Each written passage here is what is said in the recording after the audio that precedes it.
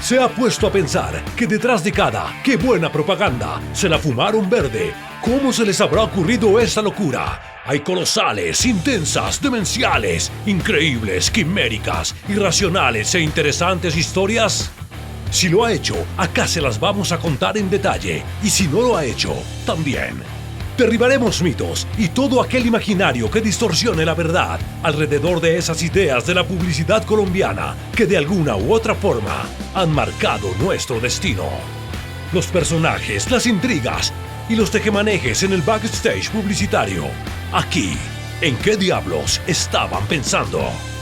Un podcast de Copu y Portela Media Band en el que daremos respuesta a esta vertiginosa e inquietante incógnita. Bienvenidos a la verdad.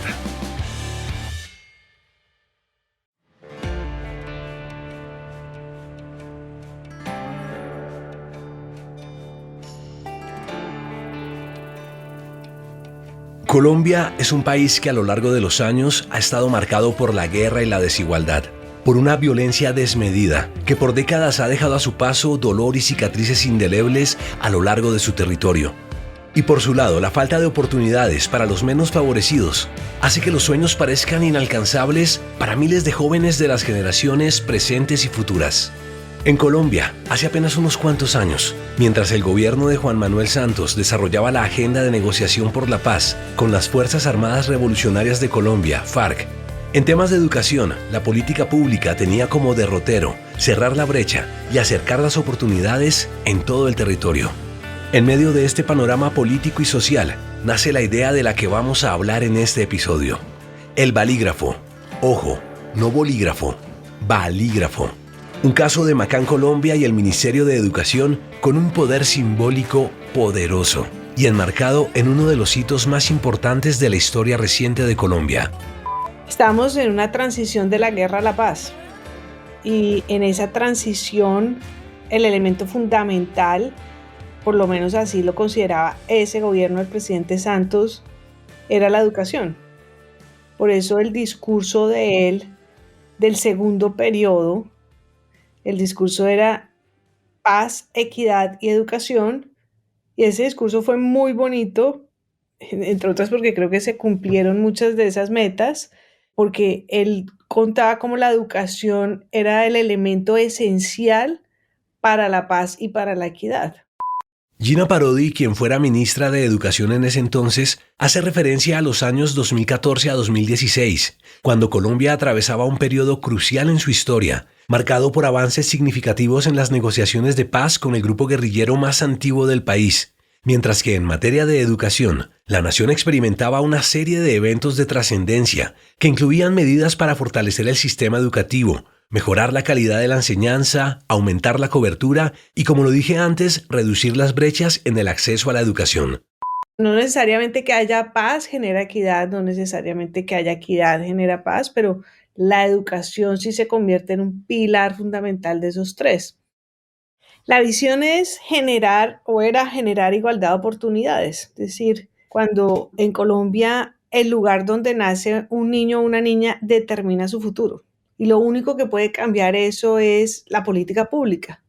Y dentro de la política pública, la educación. Muchas veces me preguntan cuándo Colombia va a ser igualitaria. Yo digo, cuando al mismo colegio vayan un niño rico y un niño pobre y estudian en el mismo salón de clase. Eso lo logramos hacer con Pilo Paga. Entonces, todavía hay un veto grandísimo en los mejores colegios privados para que algún día podamos ver ese país en donde ricos y pobres estudian en el mismo salón desde pequeños.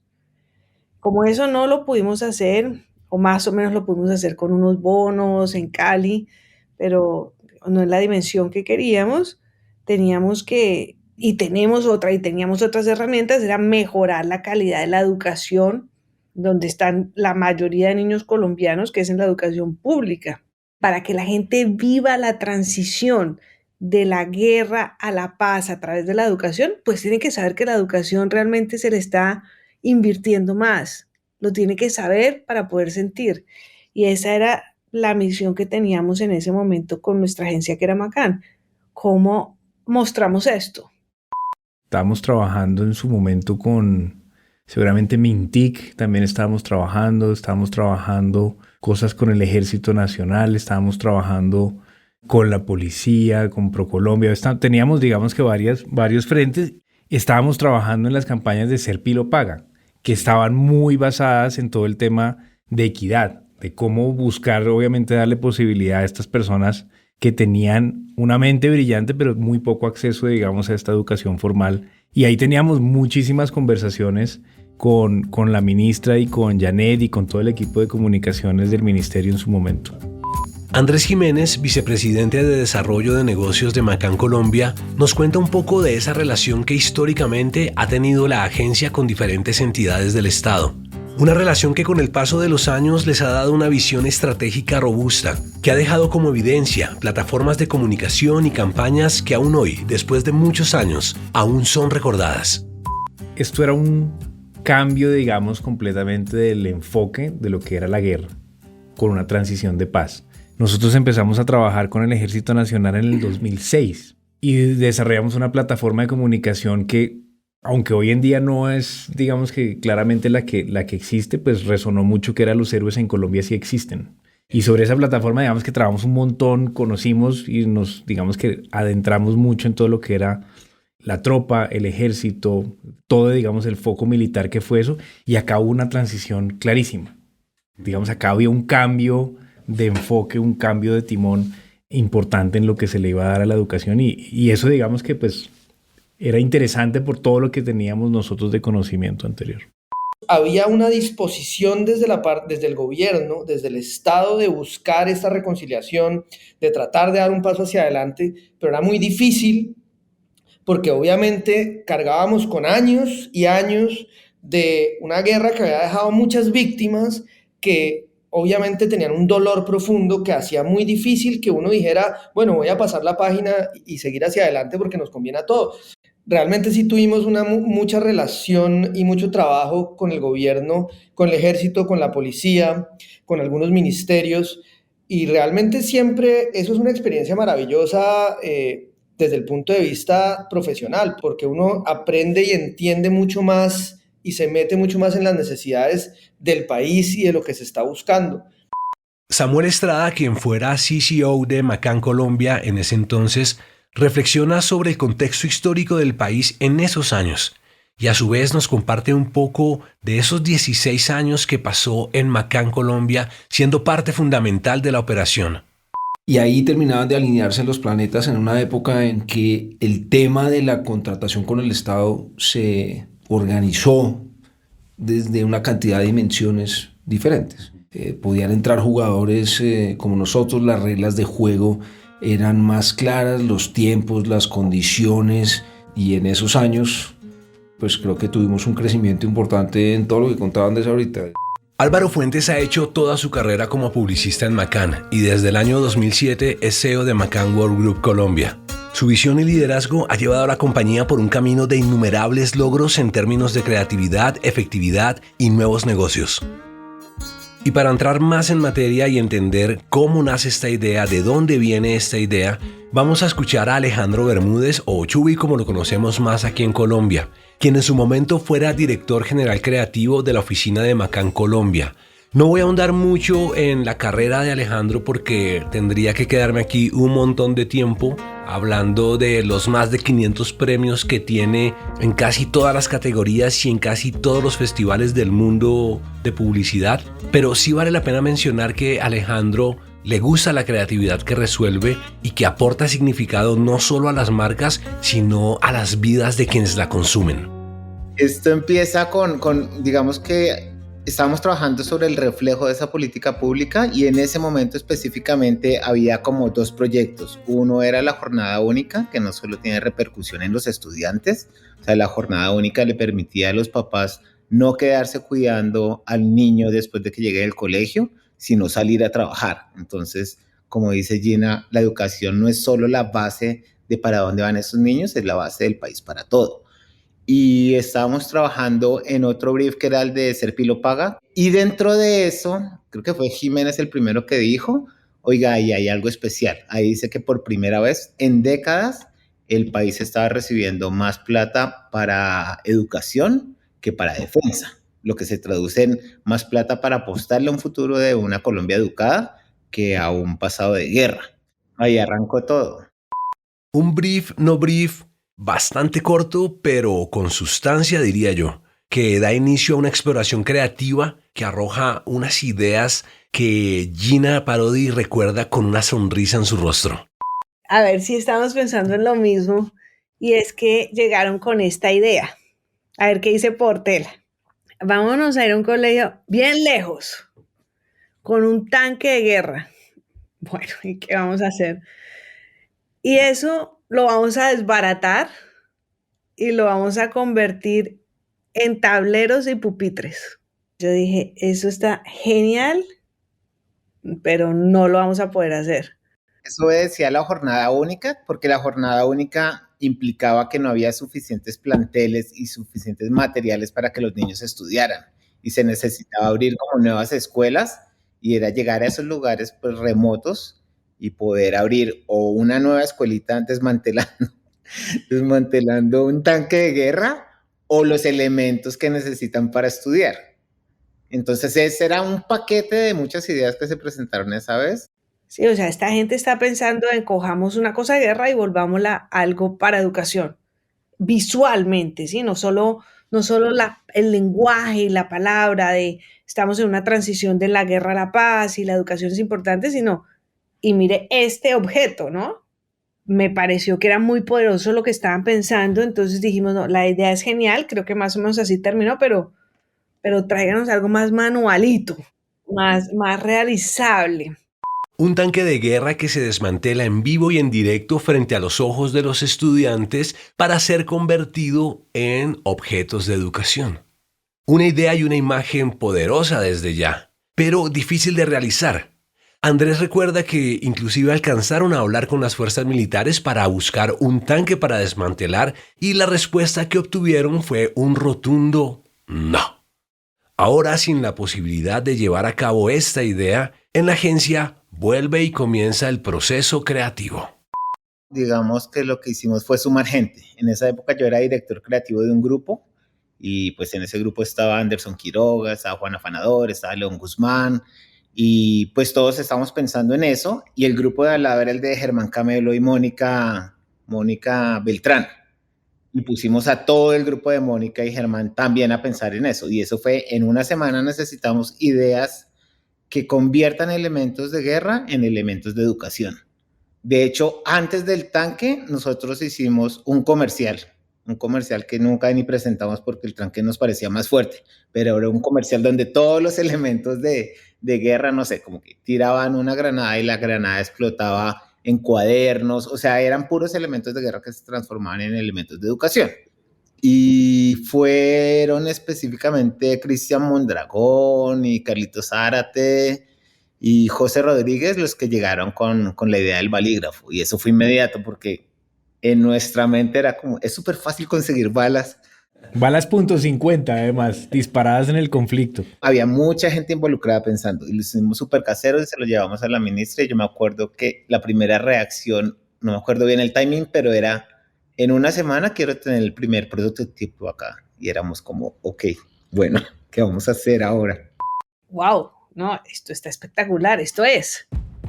Al principio además como pues, no nos imaginábamos nada más de lo que iba a pasar con eso, pero era como, esto necesitamos algo más para regalarle a profesores y estudiantes. Era también un poco la idea para que todo el mundo se vaya apropiando de esa idea de pasar de la guerra a la paz a través de la educación. Cuando ya dimos bala dijimos, de pronto no, pero la idea es genial, veamos a ver cómo se hace. Dijeron, bueno, ahora necesitamos unas balas, yo conozco cero de armas, de lo cual me aprecio muchísimo, no tengo ni idea, pero estos muchachos dijeron como, necesitamos unas balas calibre 50. Calibre 50, ok, bueno, yo llamo a ver qué nos dan. Y no me acuerdo a quién llamé yo y me dijo como, ¿calibre 50? Esos son de un fusil gigante. Y me dice, además ya estamos en el proceso de paz, ya no estamos en combate, esas balas no las tenemos. Estos tipos, ¿qué me estarán pidiendo? Y resultó que conseguir las balas y las balas calibre .50 no era para nada una tarea fácil, pero tenían algo claro, y era que la idea no la iban a dejar en el papel. Así que insistieron, llamaron, levantaron la mano las veces que fue necesario, hasta que por fin consiguieron las balas. Al final fue el presidente, sí, que le dije como tenemos esta idea, necesito unas balas, y dijo yo se las consigo. Creo que al principio fue, en mi cabeza, que tiene buena memoria, al principio fueron como 150 que nos trajeron, y ahí ustedes consiguieron a alguien, porque imagínate, unas balas habían sido disparadas en el conflicto, o sea, fueron de verdad todas esas balas, y las tenían que limpiar, y un proceso para industrial, me imagino, no sé cómo se llama eso. Y miren que de ahí sale una cosa que me parece interesante, que es que los balígrafos tenían dos condiciones que también en el mundo nuestro no son muy comunes, porque uno hace piezas de comunicación, que realmente son cosas que la gente ve, comerciales, fotografías, materiales impresos, contenidos digitales, etcétera, pero muy pocas veces son cosas con las que la gente interactúa físicamente. Y obviamente muy pocas veces, como en estas, son cosas que tienen historia. Y aquí estaban esas dos cosas. Había una historia en la medida en que esa cosa que la gente iba a tener en la mano, pensando en lo que decía la ministra, de que queríamos cosas para regalarle a los estudiantes y a los educadores, cosas físicamente con las que pudieran interactuar. Esa cosa que tenían en la mano tenía una historia de guerra, venía de la guerra. Y por otro lado, era un símbolo de ese mensaje que estábamos mandando de la transición y de la importancia de la educación y la transición hacia la educación. Pero era un símbolo vivo, que la gente podía tener en la mano e interactuar con él y usar, digamos, físicamente, más que ver puesto en una valla o en cualquier parte. Y creo que eso era parte de lo que lo hacía fuerte. Cotizamos de 1000 maneras poder hacerlo. Y decíamos, si queremos hacer eso, tenemos que hacerlo bien. De hecho, inicialmente pensamos en, oiga, hagámoslo con el estudio de producción de la agencia, pero lo que decía la ministra es verdad, habían balas que llegaban en muy mal estado. Esa es una bala de este tamaño que cuando se dispara pues claramente pierde un poquito la forma, y venían algunas oxidadas. O sea, nos llegaron a la agencia como 500 balas, fue la primera producción que alcanzaron a llegar, y después obviamente produjimos muchos más.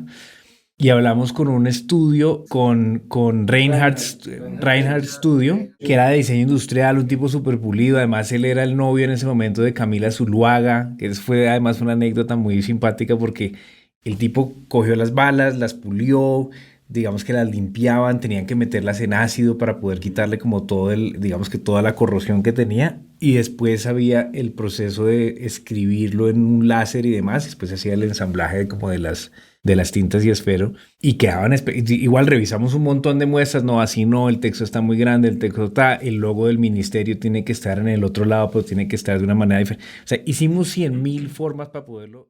Balas calibre .50 disparadas en combate en el conflicto armado en Colombia. Otras desmanteladas, convertidas ahora en bolígrafos. Ya es un símbolo poderoso, un objeto con mucho significado. Pero a eso sumémosle la frase que tiene grabada. Las balas escribieron nuestro pasado, la educación nuestro futuro. Una frase contundente, sensata, que a simple vista puede parecer obvia, pero quienes conocemos el oficio sabemos que detrás de una frase de 8 palabras pueden haber horas y horas de trabajo. Es de esos procesos raros que suceden a menudo, y es que fue casi que de las primeras frases que se escribió, pero dijimos busquemos una frase contundente que diga esto, y ahí nos fuimos todos los copies a escribir, incluyendo Janet. Yo me acuerdo que escribía frases también como loca, y volvimos al inicio, o sea, dimos una vuelta gigante y volvimos al inicio porque es que esa frase era muy contundente. No sé si al principio estaba redactada tal cual, pero era muy parecida. Era muy parecida, y al final, sí, creo que necesitaba un lector de afuera para que dijera, pongámosla así, y quedó. A mí me parece que lo potente de esa frase es que es como las palabras bien armadas y bien pensadas logran sintetizar el brief en una frase. El brief es ese, y la frase lo que logró, y ahí es cuando la frase decimos esta es, y tuvo sutiles variaciones, pero cuando dijimos esta es básicamente esta frase que va a estar grabada en un cartucho desocupado que va a tener un bolígrafo adentro, logra condensar en un brief y logra transmitirle a quien la lea exactamente lo que queremos comunicar. Yo, yo tengo una evidencia con la frase que es como el final del proceso. Y es de esas vainas que son evidencia de que los procesos creativos no terminan nunca y que todas las cosas son susceptibles de cambiarse todo el tiempo, aunque no siempre se pueda. Pero me acuerdo de haber tenido una discusión con Jaime Suárez, que era parte del equipo en ese momento, con el tema de la frase. No sé en este proceso que están describiendo en qué momento. Yo puse en un papelito una frase. La frase que ustedes tienen ahí es: las balas escribieron nuestro pasado, la educación nuestro futuro. Y yo puse en un papelito una que decía: las balas marcaron nuestro pasado, la educación escribirá nuestro futuro. Con la intención de que lo que hablaba del pasado tuviera, digamos, esa fuerza de ese marcaron con el tema de la violencia, y que el escribir el futuro estuviera conectado literalmente con el escribir y con el bolígrafo. Que se me volvió, digamos, personalmente como un capricho, pues fue un capricho que duró unas horas, porque se murió en el momento en el que dijeron: no, pues que ya están ya los bolígrafos están en producción, entonces más o menos sí, gracias, es muy buena tu contribución, pero vamos para adelante. En nuestro oficio con las ideas siempre se tienen expectativas. Esperamos que pasen cosas y a veces ocurren, otras no. Pero con ideas tan poderosas como el bolígrafo, a veces ocurren cosas que nadie imagina. Yo creo que yo no sé, ustedes, yo no esperaba que pasara lo que pasó nunca. O sea, como que esto está divino y pues súper, y el símbolo es fantástico. O sea, sí sabíamos que estábamos al frente de un elemento espectacular, pero creo que después fue tal la apropiación de la gente, y comienzo por el propio presidente, que esto se disparó. O sea, yo nunca me imaginé como, le tengo una sorpresa, mire con lo que vamos a firmar la paz, mire lo que le va a regalar a Timochenko. Yo creo, y esto es una hipótesis mía muy personal, que si el brief del bolígrafo hubiera venido para lo que se usó finalmente, que terminó siendo la firma del acuerdo de paz, muy seguramente no hubiera sido lo que salió el bolígrafo. El bolígrafo llegó allá por una serie de eventos afortunados, porque lo vio quien lo tenía que ver en el momento que lo tenía que ver, porque era el momento del país en donde se estaban dando este tipo de cosas. Y repito, yo creo que si hubiera sido otro brief, seguramente no hubiéramos llegado allá. Si hubiera sido para el acuerdo de paz, para la firma del acuerdo de paz, hagamos algo para la firma del acuerdo de paz, muy seguramente no hubiéramos llegado allá. Yo creo que si uno lo mira para atrás, los puntos conectan fácilmente y todo hace perfecto sentido. El momento, la coyuntura por la que estamos pasando, la importancia de un elemento la importancia de la idea de firmar la paz. Porque la descripción de toda la vaina tenía siempre que ver con la firma. Y pues el protagonismo de un elemento básico de escritura que sirve para firmar la paz, y uno que viniera con ese tipo de mensaje como haciendo explícita esa transición. O sea, por todas partes, la conexión mirando hacia atrás funcionó perfecto. El bolígrafo no fue hecho para firmar la paz, no fue que, no, o sea, nosotros teníamos una campaña, como lo dijo Andrés, queríamos mostrar que la educación tenía ahora más plata, como lo dijo Alejandro, o sea, cómo mostramos eso y cómo mostramos la transición. Y al ser esto, terminó siendo, claro, ahora uno mira retrospectivamente y todo coincide, como estabas diciendo, pero sí, no nos imaginamos, creo, ninguno. Quizás en un principio no, pero la campaña tenía un componente súper bonito, y es que tenemos el elemento, ¿cómo comunicamos esto? Y una de las cosas lindas dentro de esta campaña es lo más bonito después de que uno tiene, digamos, un dato tan importante como que hoy en día se está invirtiendo más en educación, es cómo nos imaginamos una Colombia mucho más educada. Y ahí empezamos a buscar darle este bolígrafo a personalidades importantes digamos que de comunicadores, escritores, Blado, Aparicio, etcétera. ¿Cómo se imaginarían una Colombia en paz? Y les dimos esto y ellos generaron obviamente sus escritos, y eso empezó a tener más tracción, y yo creo que ahí fue donde se captó un poco la atención del presidente y dijo: oiga, esta vaina está impresionante. El presidente el presidente Santos, que es uno de los mejores comunicadores que ha existido en este país, dijo: esta vaina es espectacular, chévere que parte un poco de la labor que tiene, digamos, todo lo que se está haciendo con la paz, pues tenga un símbolo. Y él se lo empezó a regalar a mucha gente. Se lo empezó a dar o sea, yo una vez contábamos un poco quién tenía Bono tenía un bolígrafo, Sting tenía un bolígrafo, el Papa tiene un bolígrafo, Obama, Theresa May, o sea, todas las personalidades más importantes del mundo tenían un balígrafo y habían fotografías del presidente Santos entregándole un balígrafo. Ahí es donde empieza a tener realmente un track impresionante y ahí fue donde empezamos a tener la conversación de si se va a firmar la paz, se tiene que firmar con un balígrafo. Yo creo que nosotros comenzamos a pensar en eso y creo que allá también. Es que era demasiado pertinente. Y ya después fue como, no solo voy a firmar la paz con esto, sí, sino, o sea, definitivamente con esto es que se va a firmar la paz, sino se lo vamos a dar a Timochenko. Sí, que era como un mensaje poderosísimo, ¿no? Como que en algún momento dado todos chuleamos el tema de que la paz iba a firmar con el balígrafo. Y el siguiente paso, que como dice Andrés, Santos es un comunicador importante, enfocado en eso, pues regalarle eso, para mí fue bien importante. Para mí fue crucial desde la forma, ¿sí? Yo pienso que en la vida casi todo es como la literatura, que la forma es tan importante como el fondo.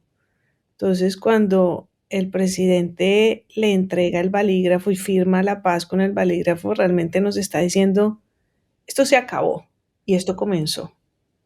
Y ya esto no tiene marcha atrás. Cuando a la vara le metes un esfero, eso no tiene marcha atrás. Y pues para mí como ministra de Educación era un mensaje muy poderoso de que teníamos que seguir ya por la senda de la educación y punto. A ver, nosotros en Macan siempre hablamos de ayudarles a las marcas a encontrar su propósito. Cuando la marca es Colombia y el propósito es algo tan loable como cambiar, realmente construir un país, que un objeto se convierta en el símbolo de una ideología tan poderosa, o sea, creo que es algo que no imaginamos tan allá. O sea, realmente empezamos como un regalo para diciembre. Por eso fue la carrera de octubre a diciembre como locos para tenerlos listos. Pero cuando empezó a coger vuelo, de verdad, uno en el día a día no dimensiona hasta dónde está llegando una idea. Y el poder de esa idea ya después cuando uno se la empieza a encontrar. Yo me acuerdo cuando vi la foto de la oficina del Papa con el balígrafo ahí, eso es súper emocionante. Y bueno, la primera firma de la paz, que hay una historia súper chévere, es que nosotros estábamos en Cannes con Andrés y acabábamos de ganar el primer León y después de ese León se firmó la paz por primera vez y nosotros éramos como, ¿por qué no pasó hace un mes? Pero la segunda, que ya fue como pues ya el acuerdo era frente a todo el mundo y había como todo el mundo de blanco, la bandera gigante, a mí se me escurrían las lágrimas. Yo siento que pusimos nuestro grano de arena como comunicadores en algo que impactó la cultura nacional, que tiene una dimensión hoy en día importantísimo, que incluso hace parte del Museo Nobel en Estocolmo. Que mi mamá sepa que yo fui parte del equipo que lo hizo, que mi papá sepa, que mis tíos, que mi esposa, que mi hija entiendan que eso es un poco lo que hacemos y que la creatividad puede lograr ese tipo de cosas, para mí es fundamental, porque eso le da valor a lo que hacemos, porque eso valoriza lo que hacemos todos los días. Entonces, para mí es el balígrafo, es parte de mi vida, parte de la vida de mi familia y un orgullo tremendo que tuve el privilegio de ser parte de un equipo que lo trabajó. Las balas escribieron nuestro pasado, la educación escribirá nuestro futuro. Gracias. Esa misma frase que el presidente Juan Manuel Santos le dijo al máximo jefe del secretariado de las FARC está impresa en el obsequio que le entregó. Las balas escribieron nuestro pasado, la educación nuestro futuro. Un acto simbólico enmarcado en un bolígrafo creado a partir de lo que alguna vez fue disparado contra otro colombiano en medio de la guerra. Y que hoy ha sido transformado en un objeto útil para plasmar las ideas en el papel. La idea del balígrafo trascendió mucho más de lo que cualquiera hubiera podido imaginar, pero creo que hay algo obvio que iba a pasar con la idea, y es que en los festivales de publicidad en el mundo iba a arrasar. En Cannes fue León de Oro y 2 leones de bronce. En Guangzhou fue oro, bronce y mérito, que ahí hay una historia súper interesante porque a mí me tocó ir a recoger los Guangzhou, son unos premios de metal macizo que parecen una bala y además para la premiación nosotros enviamos unos balígrafos para los jurados y yo los traje de vuelta. Entonces imagínate en el aeropuerto con 8 objetos de metal que parecían balas. No fue tan fácil pasar.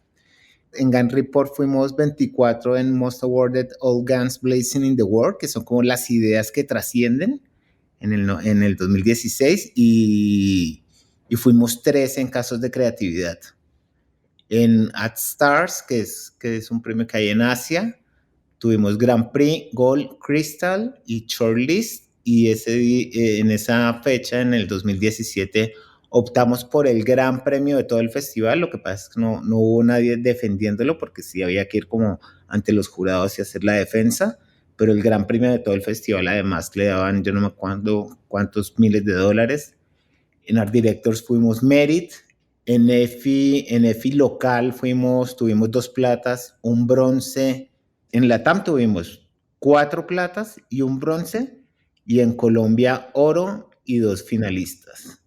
En el Ojo de Iberoamérica también nos tocó traernos un resto de premios en la maleta, que yo dije, no, pues el sobre equipaje lo paga Álvaro José.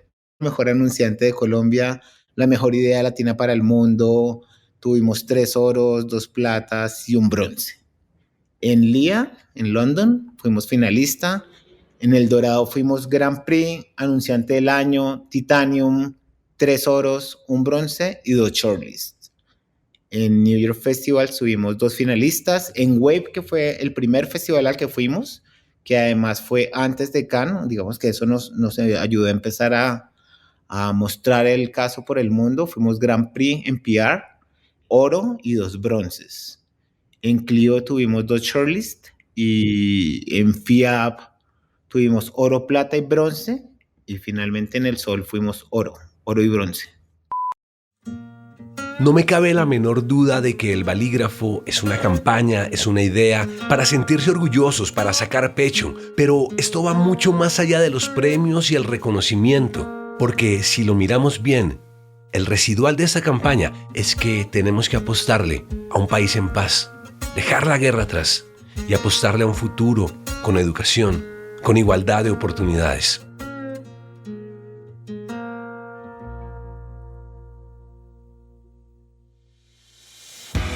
Gracias por acompañarnos en este episodio de ¿En qué diablos estaban pensando? Síganos en redes y nos escuchamos pronto. ¿En qué diablos estaban pensando? Es una idea original de Copu, Portela Media Band y Nicolás Nieto. Producción ejecutiva a cargo de José Sopó, Rodolfo Velázquez, Marina Dávila y Venus Estupiñán. Investigación y desarrollo, José Sopó, Rodolfo Velázquez y Carlos Portela. PR, Juan David Rojas. Guión, Carlos Portela. Producción, musicalización y mezcla, Carlos Echeverry.